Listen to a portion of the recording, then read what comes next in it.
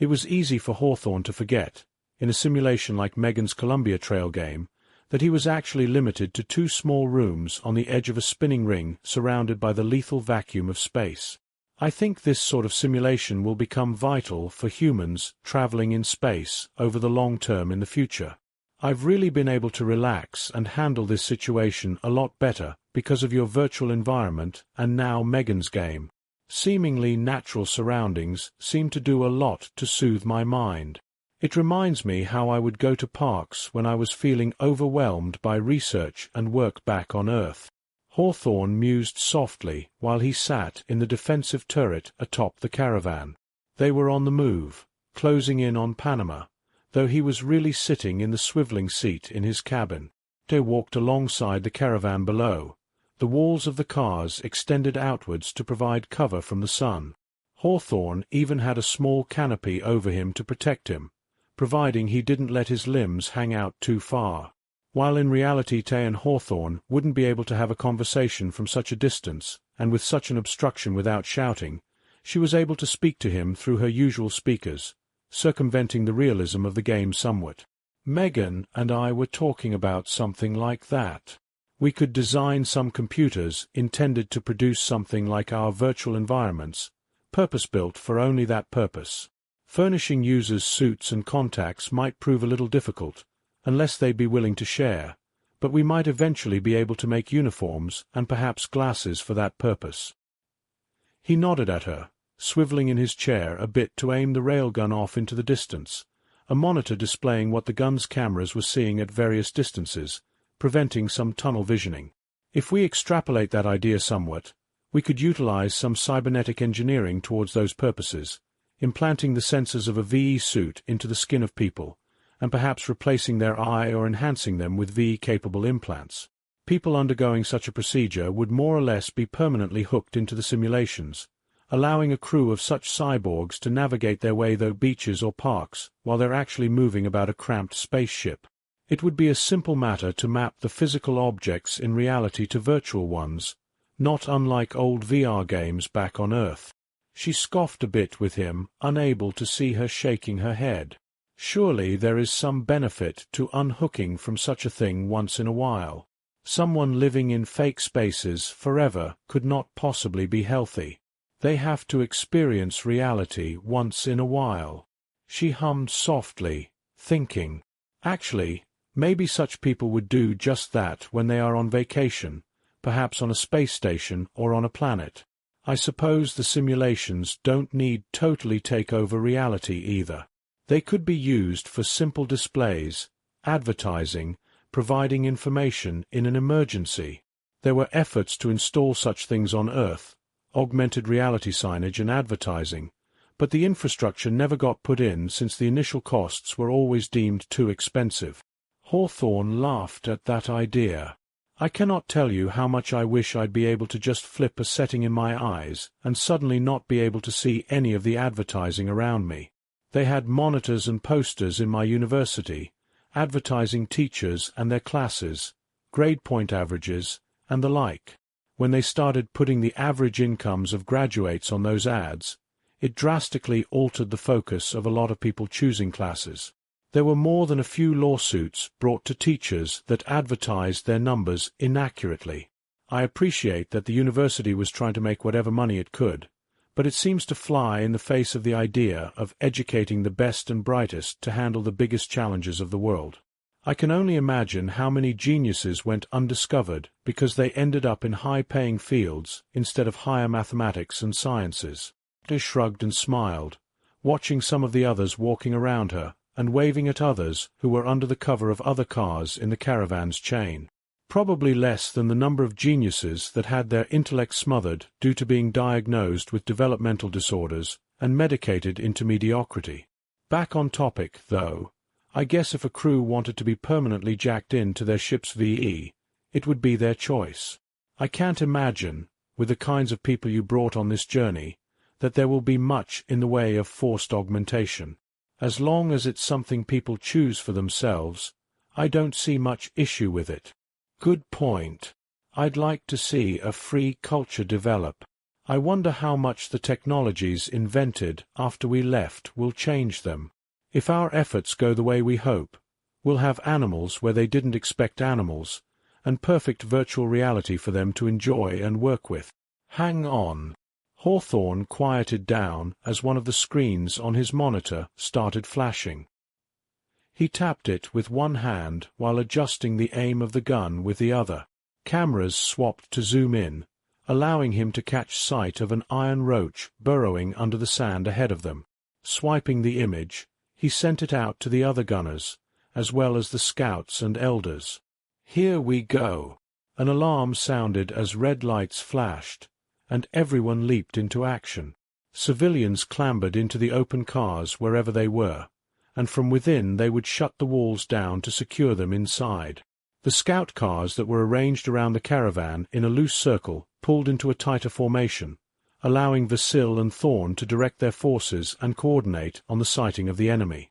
A handful of the caravan's gunners rotated their guns, trying to pick up on other ambushes while the others focused on the distant roaches. Over the intercom came a steady, feminine voice that Hawthorne and Ter recognized as Jessica. "Attention, Phoenix Clan. We have detected roaches at 12:30, almost dead ahead. We're going to plow right through them, so everyone stay in lockdown until we give the all clear. Take care of anyone who might have been hurt getting inside, and take stock of your water and rations in case we're holed up for a while. Try not to panic, and we'll get through this. Our scouts and gunners have this under control." Her voice cut out, leaving the frightened civilians to wonder how things would turn out. Some of the cars were overstuffed with people, but the hardy people managed to keep panic at bay. Hawthorne calmly kept track of the mound of sand that housed the hidden roach ahead. Anticipating more, he fired a warning shot with his railgun, as per protocol, and watched the distant sand blow apart as the high-speed projectile hit the sand. Hawthorne reported to the other gunners, "Target did not scatter. Additional movement indicates more roaches. Please take care. Reloading." Hawthorne monitored the reloading and recharging process of his railgun. A soft thunk indicating a new slug had been loaded into the weapon, and a meter kept track of the electrical charge flowing into the weapon. The caravan being underway meant that the guns took longer to recharge, lowering their rate of fire noticeably. A pair of explosions from additional rail shots further up the caravan uncovered their foes, causing them to unburrow and spread out to take cover behind whatever rocks they could find.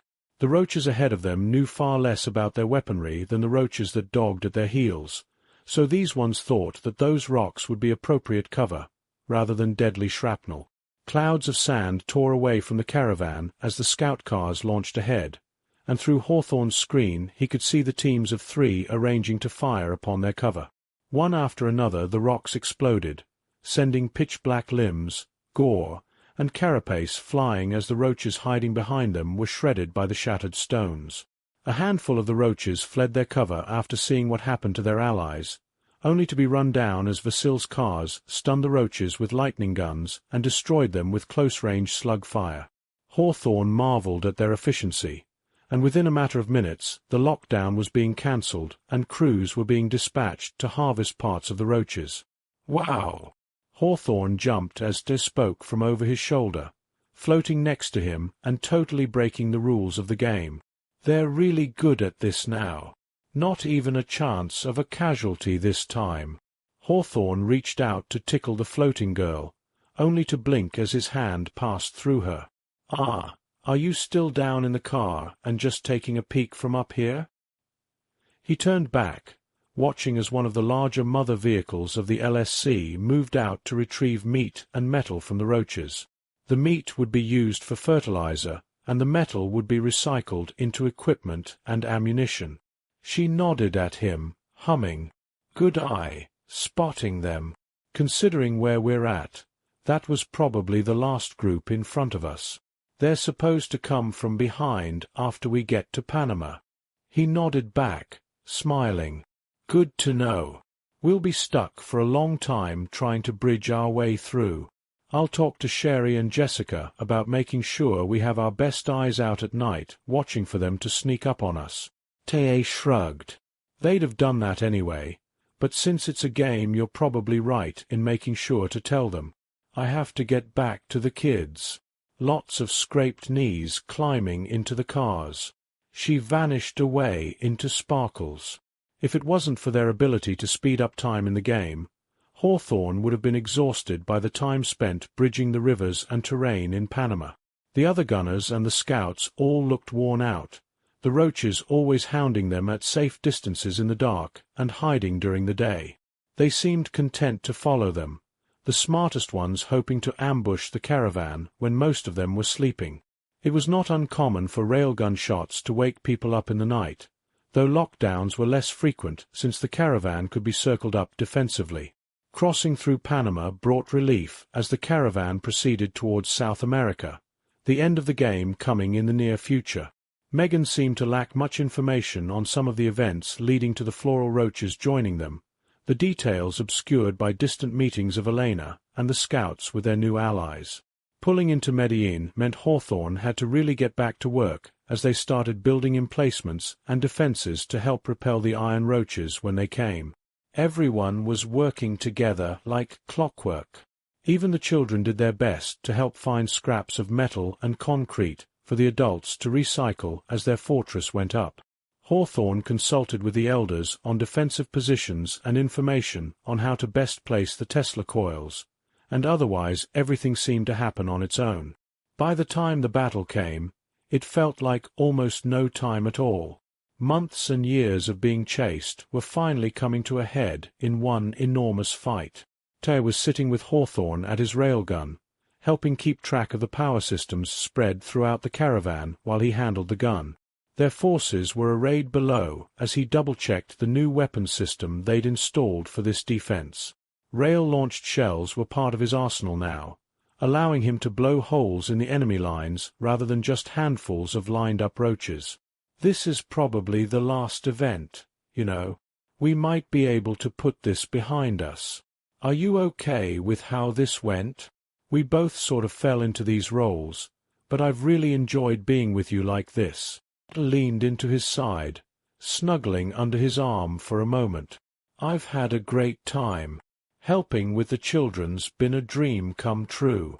It was nice leaving all the machinery to you, considering I've had that role for thousands of years. I just didn't expect the chickens to be so fun and friendly though. They get treated like pets a lot more than they do livestock. Such wonderful little animals. The kids were the best though. Everyone was so different at different ages. I think I have a good handle on how to handle them if I ever need to be a nanny. A soft chuckle came from the aging Hawthorne. Be careful with that kind of thinking. They might just take you up on the offer if you want to be a babysitter or nanny.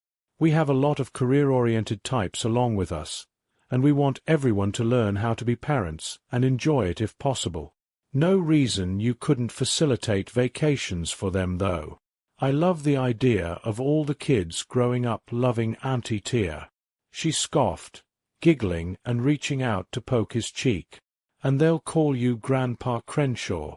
She hummed. You should take some time taking on the nanny role if we ever play this again. It will be good practice for you, just in case. She quieted down as she slipped back to her screen, looking around and noticing a storm approaching. There's the storm. He welcomed the distraction, not wanting to address his likely child with Tia Monsal. The idea of being in his late 60s and trying to be a father was very complicated. We should expect some level of problems. That almost stopped her upload, right? We should try to wrap up the fight as quickly as possible. Tia nodded and watched as the two armies started to square up. Hawthorne led things off, firing a shell into the mass of roaches, and then all hell broke loose. Megan hadn't actually been part of the battle, so she had no idea how it progressed. So things fell into chaos as iron roaches slammed into flora roaches, and weapons fire rained down into the black mass of insects. Tesla coils raked through the enemy lines, attracted by the iron in their carapaces, and the storm above roiled and assaulted them with wind and flashes of lightning.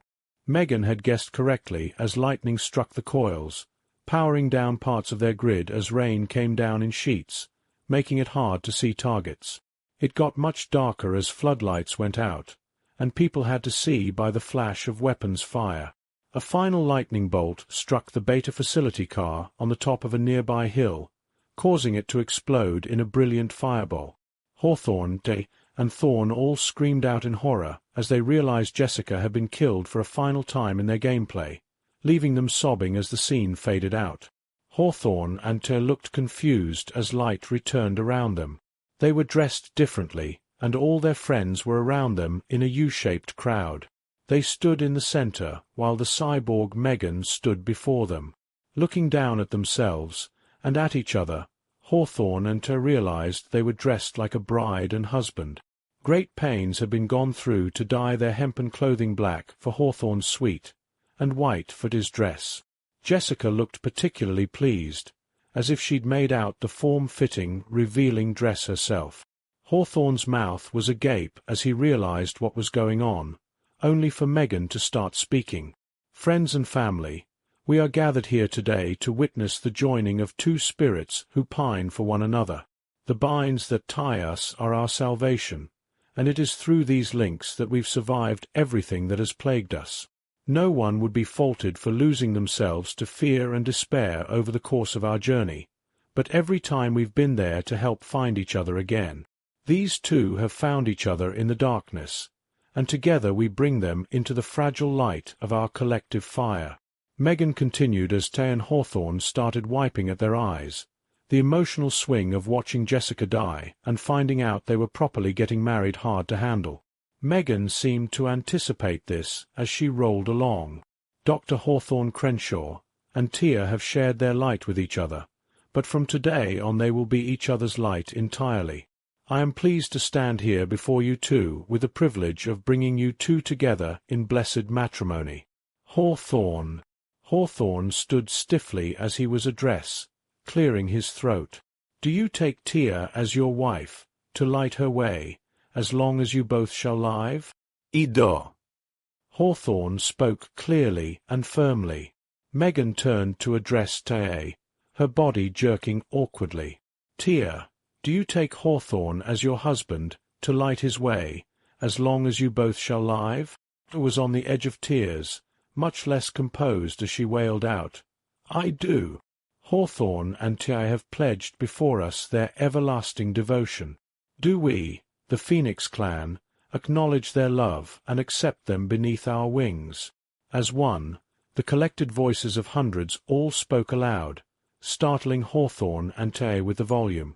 We do. Megan lifted her arms above her head. Then, with the power vested in me by the elders, I pronounce Hawthorne and Tae wed.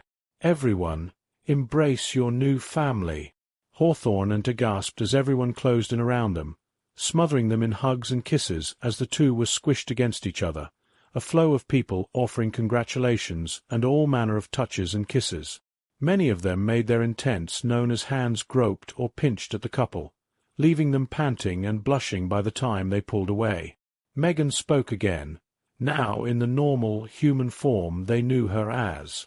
Hawthorne, you may now kiss the bride. Hawthorne nodded and swept up Tae into his arms, giving her a deep kiss as everyone around them erupted into cheers and celebration. She clung to him tightly, tears spilling from the corners of her tightly shut eyes. Tae 1576.001. I can't believe you did that. That was a wonderful surprise, Megan. That was the best surprise ever. Mother 1576.020. Ah, so you found the secret city of roaches then, where humans and roaches coexist in perfect harmony. How did you like it? Mother 1576.023. I am just kidding. How did you like your wedding? Tae 1576.039. You know very well we didn't find any such thing. You married Hawthorne and I. That was too amazing. The timing was a little awkward, being right after the battle, but that was one of the most beautiful things I've ever been a part of. Tae 1576.042. Damn it, Megan, You know how long it takes these messages to arrive. I absolutely loved it though. That was a really thoughtful thing you did for us. Mother 1576.061. I am happy to hear it. I made that whole game just for that purpose. I hope it caught you by surprise the way I intended. I expect that last bit will not be in the version I share with the colonists. I will also have to adjust the difficulty, since I put it together with the assumption that a real engineer would be working in it and not just a normal player.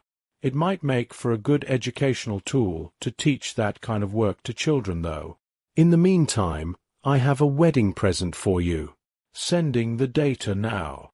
TIA 1576.080. What? There's a bunch of comets ahead that are going very slow? How is that possible? I have to ask Hawthorne about this next cycle. We'll be coming into the region in 4 cycles, right? Are you okay? Have you encountered any dangers? Mother 1576.099. I have, absolutely. I am fine though. My hull is more than tough enough to handle a light pelting. I have measured and mapped the trajectories of the objects though, so that you can defend against them. If I were to take a guess, it seems as though this is a region where the Sol and Alpha Centauri Oort clouds overlap, and the gravity interacts strangely. From my understanding, their low speed should cause them to fall in towards their home stars, but the pull from the opposite star has them trapped in freefall between them. Arresting their movements, you should be able to commandeer them with fair ease. TIA 1576.119. That's amazing. We'll have so many resources at our disposal. I'll prepare a bunch of takeover packages to pull them into our power. I probably won't be able to get any of them to you since you're going so fast, but they should be able to arrive with the Ark by my estimates. Mother 1576.139. Take care not to prepare too many. Accelerating those objects towards Alpha Centauri will take a great deal of time, leaving them out of your reach for hundreds of cycles or more. You do not want to risk running out of materials while waiting for them to arrive. The Phoenix is not as massive as the Luba Masses was, nor are many of the objects you are about to take. The marked objects are ones I intend to take, with the intent of using them to provide water on a planet if we need them. TIA 1576.159. Okay, I'll take these ones then. Do be careful with them, and have them coordinate with me so we don't overlap their courses. Mother 1576.179. Understood.